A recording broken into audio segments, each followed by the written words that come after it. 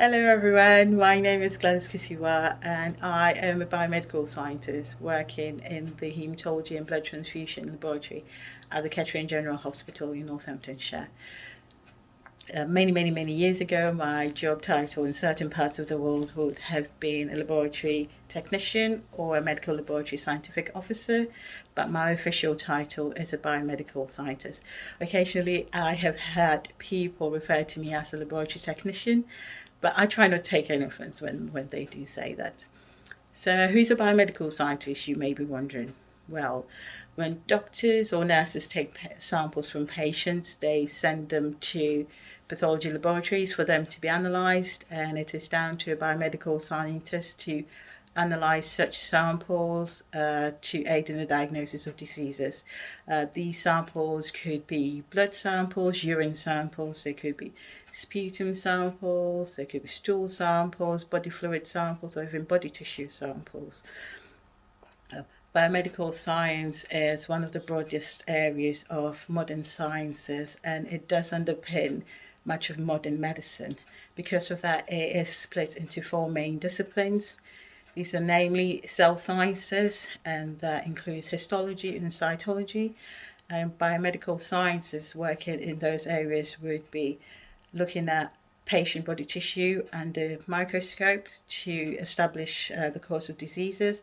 And they could be screening cervical smears for cervical cancer. The next discipline is infection sciences, and that is microbiology and virology. And biomedical scientists working in those fields would be identifying disease-causing organisms like bacteria, fungi, and viruses. And with the current pandemic, my biomedical scientists working in microbiology or virology will be the ones screening patient swab samples, to identify if there are any coronaviruses in those samples. The next discipline is the genetics and molecular pathology discipline, and biomedical scientists working in that field would be looking at the genes or genetic makeup of living organisms. They will also be looking at the molecules of organs or tissue samples to establish if there are any diseases, and that would aid in the diagnosis of diseases.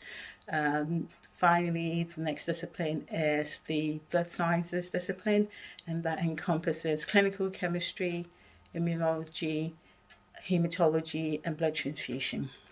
With clinical chemistry, biomedical scientists working in that field will be analysing blood or other body fluids to detect chemicals, hormones, or enzymes which will aid in the diagnosis of diseases such as diabetes or cancers. In a biomedical scientist would be looking at the human body's immune system in relation to infectious diseases, allergies, or even the production of antibodies.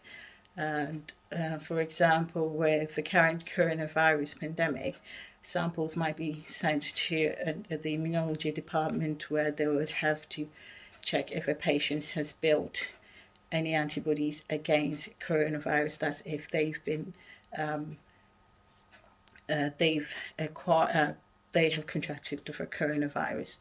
In haematology, where I work, we look at the formation, composition, and function of blood cells, and that can aid in the diagnosis of diseases such as leukemias, malaria, and anemias. In blood transfusion, where I also work, we identify patient blood groups and any antibodies they may have. We also ensure that when a patient needs blood transfusion, we're able to give them the right product to be transfused. We ensure that we have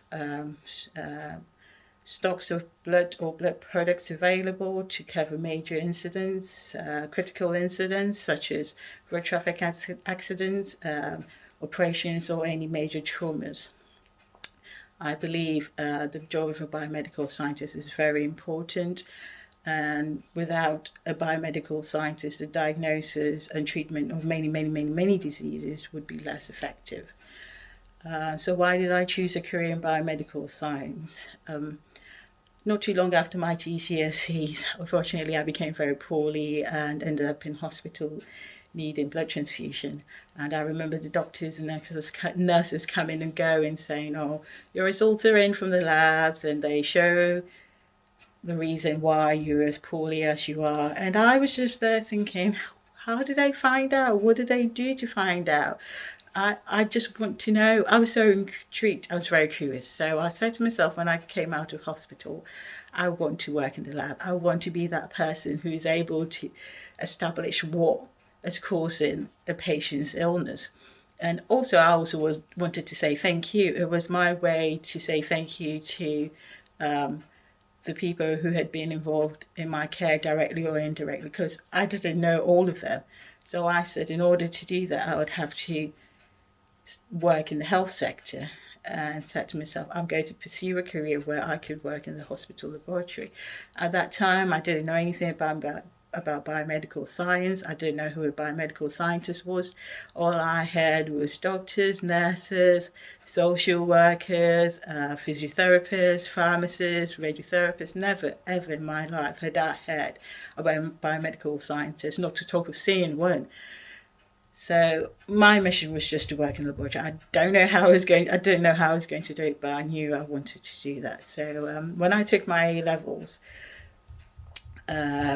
we had to. By the way, I took my A levels in biology, chemistry, and physics. And at that time, we had to think about our career path, career choices, and the courses that we would have to do in order to help us go the route of those careers we wanted to do. And it was then that one of my tutors came up with biomedical science. And I really didn't know what it was, so I went away and did my research, and I found out that it was a degree that I needed to do in order to work in the hospital laboratory. And I was so happy, so relieved. I thought, finally, I found what I was looking for. I also found out that in order to work as a biomedical scientist in the UK, I needed to pursue an IBMS accredited biomedical science degree. By the IBMS, I mean the Institute of Biomedical Sciences, and by accreditation, I mean they provide the academic knowledge and training structure for students to follow through during their degree so that they could use that to practice as biomedical scientists later on in life, should they wish to pursue that career path. So I did that, finished uni, came out and thought, yay, great, I'm done, I've graduated, now I can become a biomedical scientist. But it wasn't as simple as that. I found that I first needed to get a job as a trainee biomedical scientist in an IBMS accredited laboratory and complete a registration portfolio, get that assessed. Then, if I pass, I can be registered as a biomedical scientist. And at that time, it was proving quite difficult. It was very competitive as well. So I thought the best way to do that was to get my foot through the laboratory door and work my way up. And I did that by applying for junior roles in the hospital laboratories. I eventually got a job as a medical laboratory assistant, worked in a number of hospital laboratories around the UK, and eventually secured a job as a trainee biomedical scientist. I completed my registration portfolio, got that assessed, then I passed. So I had to register as a biomedical scientist. I did my registration, trained and did my registration portfolio in just over a year and a half, which was quite good. And before becoming a biomedical scientist, I had to register with the Health and Care Professions Council, known as the HCPC. They are the statutory regulator for biomedical scientists. It is a legal requirement for one to register with them before they can practice as a biomedical scientist in the UK. You don't get the automatic right as a biomedical scientist once you've completed your training portfolio. You need to register with the Health Care and Professions Council. So I did that and became a fully fledged biomedical scientist. Whilst I was doing my training, I did that in the Haematology and blood transfusion department of a hospital, and I thought it would be natural to continue working in a hospital where I can put my skills and knowledge back into the haematology and transfusion laboratory department. So that's where I continued, and that's where I'm still working now. I find my job really, really fulfilling. I do like it. I really, really do like it. And I realized as I started my career that the skills that I have, the skills that I need to do the job, were skills that I acquired whilst I was taking my biomedical science degree. These skills are skills for life. They are valuable skills, skills that any employer anywhere would value. They're so valuable. You can take them to any career path you may choose. It's very relevant. Those skills are very relevant wherever you go. Skills like good communication skills, good timekeeping, good problem solving, good observation skills, data analysis and interpretation, critical thinking, to name but a few. So many out there, and I found those skills very valuable in the job I'm doing now. So, what is a typical day for a biomedical scientist? Well, for me, for example, I wouldn't say I have a typical day.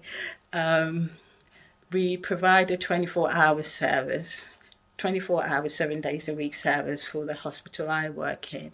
And in order to sustain that, the biomedical scientists working there have to work in shift patterns, they have to work in rotation so that we can provide a good service. And my shift could be from 7 a.m. in the morning to 2:30 in the afternoon. I could be working at night from 9 o'clock at night to 7 a.m. the next day. I could be working at weekends.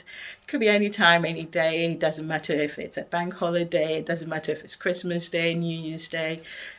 We have to cover those shifts. I might say we do have annual leave as well throughout the year, which we can take. So it's not always about work, but it is a 24 hours, 7 days a week service, as I said. So that's the shift patterns and the rotations still need to happen regardless of who's on annual leave or not.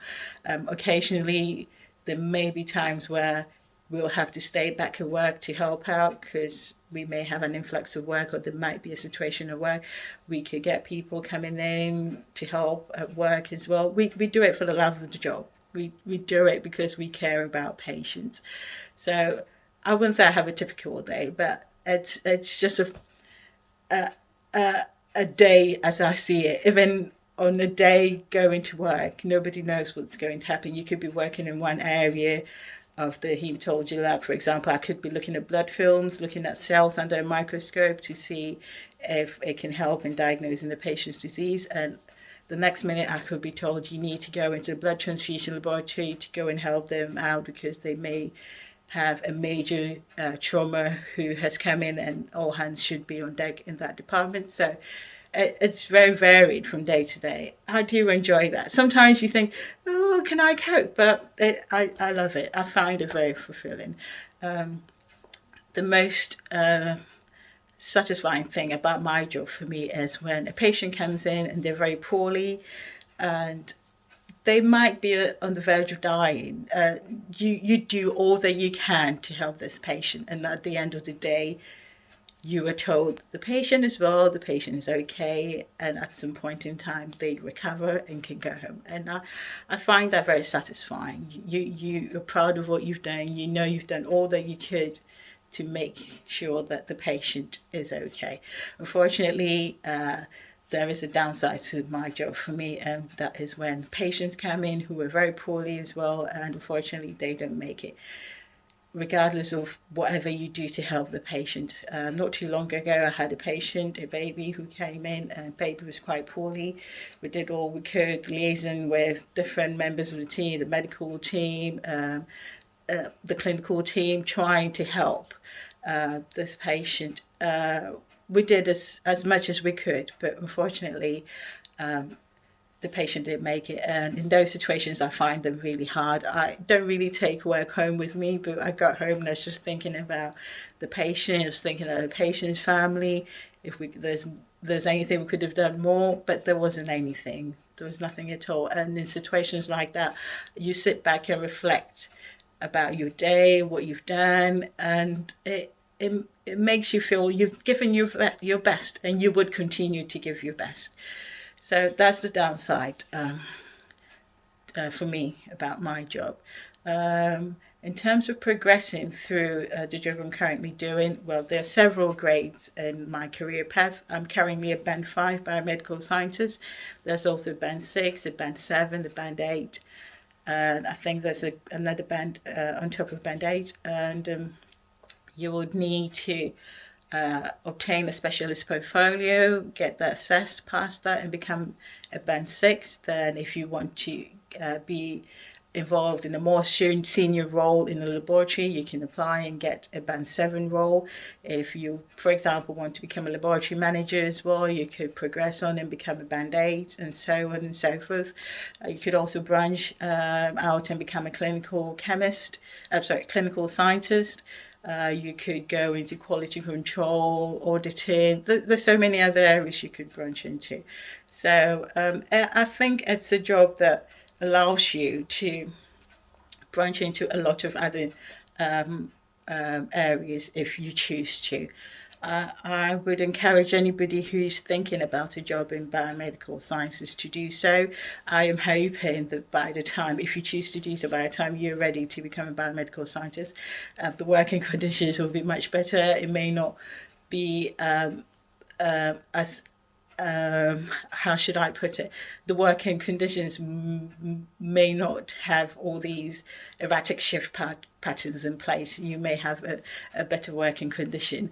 I also hope the pay would be much, much more than what we're getting now. But I find it quite fulfilling. I hope that whoever wants to go down this career path would do so. I do encourage you to do so, or whatever choice you may wish to take. I would say just work hard, study hard, stay focused, persevere, don't lose your determination, be positive, and be yourself. Don't underestimate yourself. The best version of you is you. You can do it. Don't let anybody make you feel you can't do it. You can do it. Take all the opportunities that you were given, listen to the advice that you were given, and work hard. It will pay off. I didn't get to where I am now without pushing, striving. I had to stay focused. I had to stay positive, and it has worked out. I wouldn't say it was a smooth journey, but I never gave up. So I know you can do it as well. Thank you very much. I hope you found this very useful. If you've got any questions or you would like any further information, please speak to your tutors and they can get in touch with me, and hopefully I can get back to you. I wish you all a pleasant day and I hope you stay safe. Take care and thank you.